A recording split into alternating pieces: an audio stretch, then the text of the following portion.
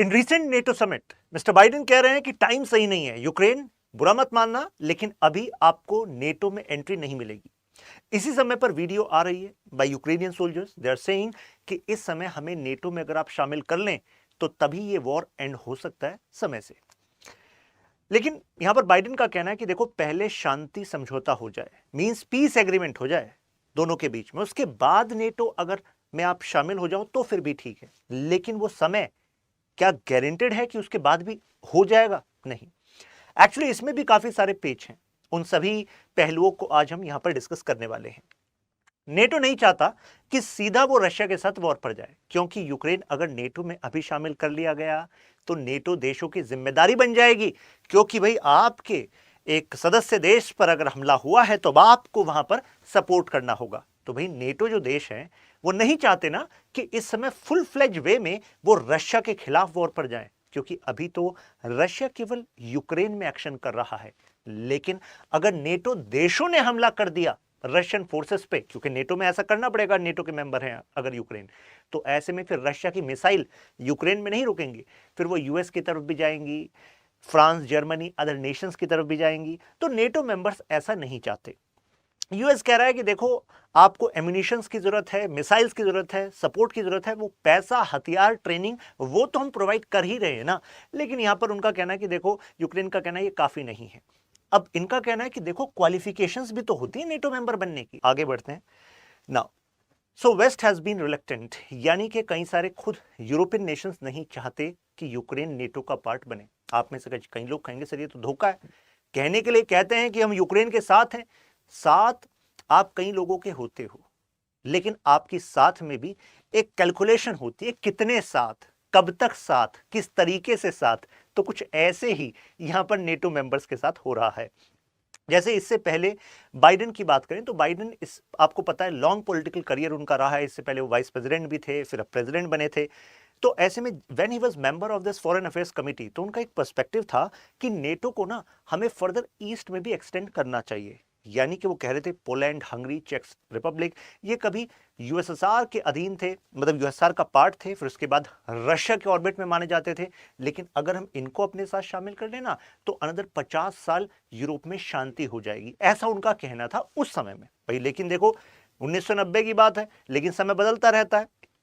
समय बदला भी, जैसे ये इराक वॉर हुआ था तो उस समय समझ में आ गया था कि अगर हमने अदर मेंबर्स को ऐसे ही जोड़ते रहे, जो मेंबर कंट्रीब्यूट नहीं कर सकते या जो मेंबर अभी फुल फ्लेज डेमोक्रेसी नहीं है, ट्रांसपेरेंसी नहीं है, रूल ऑफ लॉ नहीं है, तो ऐसे में वो यूएस के लिए ही घातक हो जाएगा। आप कहेंगे यूएस के लिए क्यों? क्योंकि यूएस सबसे ज्यादा पैसा भी तो लगाता है नेटो में। ये 3 कंडीशंस हैं। जैसे जेलेंस्की पूछेंगे कि आपने मना कर दिया कि नेटो में हम अभी शामिल नहीं हो सकते, आप कह रहे हो क्वालिफिकेशन चाहिए, क्या है वो क्वालिफिकेशन? तो यहां पर बाइडेन कह रहे हैं देखो एक तो डेमोक्रेसी होनी चाहिए, तो जेलेंस्की सेइंग कि हम तो हैं डेमोक्रेसी। तो यहां पर बाइडेन कह रहे हैं देखो पूरी जो आपकी टेरिटरी है, जिसको आप अपनी टेरिटरी बताते हो, उस सब जगह आपकी डेमोक्रेटिक गवर्नमेंट होनी चाहिए। क्या ऐसा है? ऐसा तो नहीं है भाई, कितने सारे एरियाज में तो रशियन फोर्सेस का होल्ड है। तो यहां पर एक इनोवेटिव सॉल्यूशन मिस्टर जेलेंस्की ने दिया है।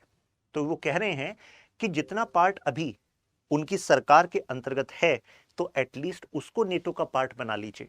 तो ये अपना मतलब पहली बार ऐसा कोई सॉल्यूशन है कि किसी देश के कुछ भाग को आप नेटो का पार्ट बना लीजिए, तो एटलीस्ट उसकी सुरक्षा की गारंटी नेटो के अम्ब्रेला के तहत हो जाएगी कि भाई यहां पर अब रशिया ने कुछ किया तो पूरी नेटो की फोर्सेस, सभी देशों की फोर्सेस वहां पर बचाने के लिए आएंगी। लेकिन वो कह रहे हैं जरा आगे तो सुन लो, इंडिविजुअल लिबर्टी होनी चाहिए। तो जेलेंस्की कह रहे हैं इंडिविजुअल लिबर्टी तो है, यानी कि हमारे लोगों के जो अधिकार हैं वो सुरक्षित होते हैं, हम तो ऐसी सरकार है। फिर वो कह रहे हैं support to rule of law, यानी कि कानून सर्वोपरि होना चाहिए, आपके सिस्टम में ट्रांसपेरेंसी, अकाउंटेबिलिटी होनी चाहिए।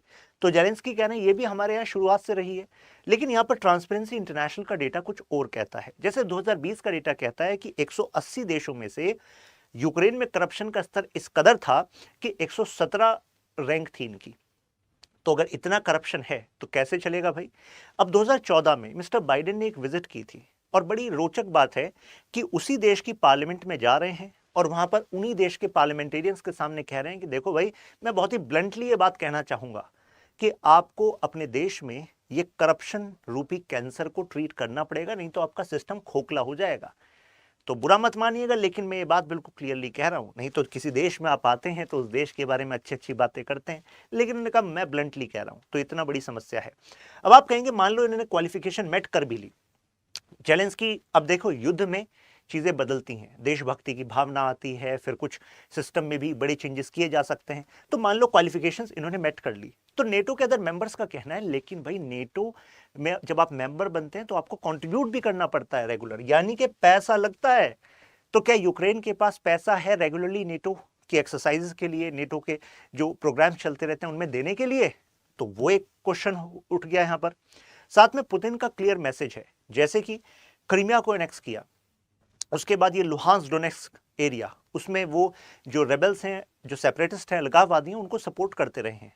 तो ये क्लियर मैसेज है पुतिन को कि भाई अगर तुम ईस्टवर्ड फर्दर एक्सटेंड करोगे, जैसे कि यूक्रेन में तुमने एक्सटेंड करने का सोचा, तो मेरे से भिड़ने से पहले तुम्हें इन अलगाववादियों से भिड़ना पड़ेगा। और ऐसी इंसर्जेंसीज कई कई इलाकों में हो सकती हैं, यूक्रेन में ही नहीं अन्य देशों में भी हो सकती है। मैं वहां पर भी पैसा हथियार। तो आप कहेंगे यार पुतिन ये ठीक बात नहीं है। पुतिन कह रहे हैं मैं अपनी सुरक्षा की बात कर रहा हूं, क्योंकि अगर नेटो की फोर्सेस रशिया के बॉर्डर के करीब आती चली गई इन केस ऑफ वॉर, तो ऐसे में जो रशिया के क्रूशियल सेंटर्स हैं वो तो और ज्यादा करीब हो जाएंगे नेटो की मारक क्षमता में, नेटो की यू कैन से फोर्सेस के करीब हो जाएंगे, तो वो होने नहीं देते। तो ये देखिए सिक्योरिटी स्ट्रेटजी है कि जगह जगह इतने पंगे आप खड़े कर दो कि दूसरी फोर्सेस उसमें उलझी रहें। तो ऐसे में इन देशों का कहना है कि भाई हम क्यों उलझेंगे इसमें, तो ये एक है। तो रशियन फ्यूल्ड जो कॉन्फ्लिक्ट्स हैं वो एक मेजर चैलेंज नेटो के लिए हो सकते हैं फ्यूचर में, अगर नेटो ने इस दिशा में सोचा तो। जैसे जर्मनी और अदर जो नेटो मेंबर्स हैं उनका कहना है कि भाई हमें अननेसेसरी पुतिन को प्रोवोक नहीं करना चाहिए, रशिया को प्रोवोक नहीं करना चाहिए।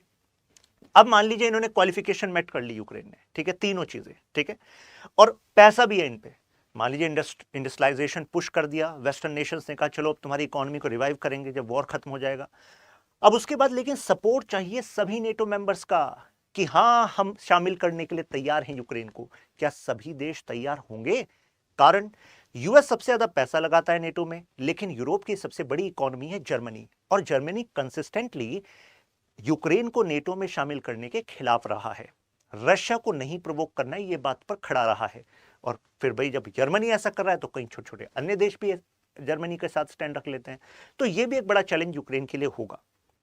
अब यहां पर एक फॉर्मर एम्बेसडर रहे हैं यूएस के नेटो में, मिस्टर डॉगलस, उनका कहना है कि नेटो हमने बनाई क्यों थी? तो सब कहेंगे भाई पीस के लिए बनाई थी, शांति बनी रहेगी, सुरक्षा बनी रहेगी। क्योंकि नेटो का कॉन्सेप्ट क्या है कि एक भी देश के खिलाफ अगर किसी ने हमला कर दिया तो ऐसे में सभी देश की फोर्सेस, मिलिट्री, मनी, ये सब पूल होकर हम एक साथ लड़ेंगे। तो एक तरीके से एक देश को ये नहीं सोचना होगा मेरे पास तो इतने ही हथियार, अरे बाकी सबके हथियार भी तुम्हारी सुरक्षा के लिए ही है, ये सुरक्षा गारंटी है।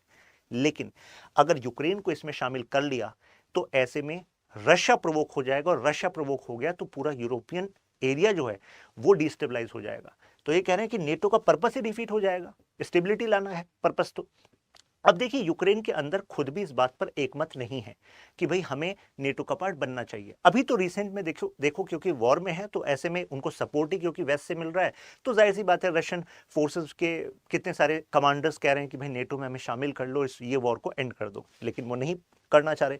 लेकिन इससे पहले प्रेसिडेंट विक्टर युशेंको ये क्या कह रहे थे? ये कह रहे थे कि भाई चलो शामिल हो जाते हैं अलायंस में, मतलब नेटो का पार्ट बन जाते हैं। लेकिन उस समय कितने सारे यूक्रेनियंस ऐसे थे जो नहीं बनना चाहते थे, कारण उन्होंने देखा था कि जब जॉर्जिया ने ऐसा इंक्लिनेशन शो किया था तो उस तरफ रशिया से एक्शन हुआ था जॉर्जिया की तरफ।